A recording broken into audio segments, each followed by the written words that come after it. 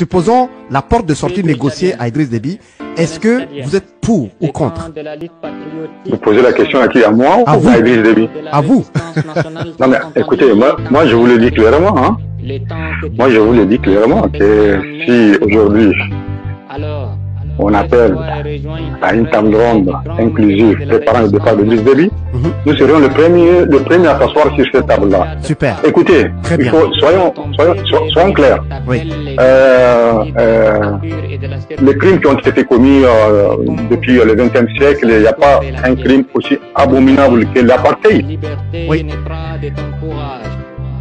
Même, les gens qui ont subi l'apartheid, à la fin, ils ont organisé une conférence, vérité et réconciliation, tout le monde s'est réconcilié, et tout s'est apaisé. Exact.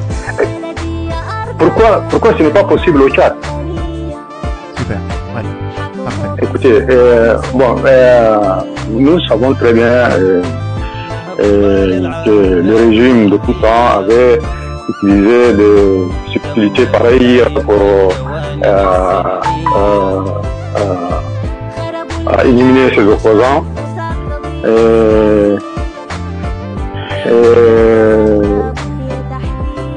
La sincérité de ce régime sur tout ce qui est négociation, réconciliation était avérée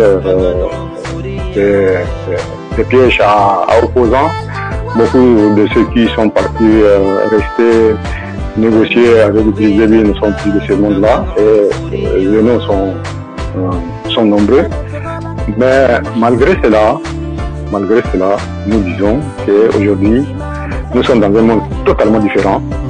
Nous sommes dans un monde où les mentalités ont évolué. Nous ne sommes pas dans les années 70, 80, 90. Aujourd'hui, la jeunesse, bien à l'instar de toutes les jeunesses du monde entier, aspire à la liberté, au droit, à la justice. On ne peut pas mener ces jeunes-là.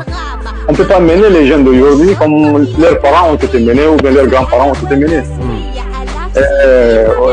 Aujourd'hui, moi je me trouve au fond de la Libye, dans les déserts libyens à la frontière tchadienne. Je peux parler avec vous par téléphone. Je ne sais pas, est-ce que ça serait possible il y a 20 ans, 30 ans en arrière? Non. Les choses ont évolué, le monde a évolué, les mentalités ont évolué. Donc nous aussi, nous devons adopter nos projets, nos programmes pour la société tchadienne en fonction de l'ère actuelle. Nous n'allons pas mimer encore ou bien reproduire ce qui s'est passé dans un passé lointain. C'est pourquoi aujourd'hui au niveau des facs, le monde est apaisé, il n'y a pas de tabou, on discute de tout, on planifie tout ensemble et chaque combattant, chaque militant des facs doit savoir les raisons pour lesquelles il est ici. Et là, c'est quelque chose qui est très fondamental. Et donc, voilà, nous ne sommes plus à l'époque où des chefs militaires avec des 4x4 bondés de combattants arrivaient sur les grands acteurs de N'Djamena, la population de N'Djamena applaudissante. Non, non, ça c'est fini. Ça c'est fini. Nous ne serons pas... J'ai entendu tout à l'heure, on parle de libérateurs libérés. Nous ne sommes pas des libérateurs.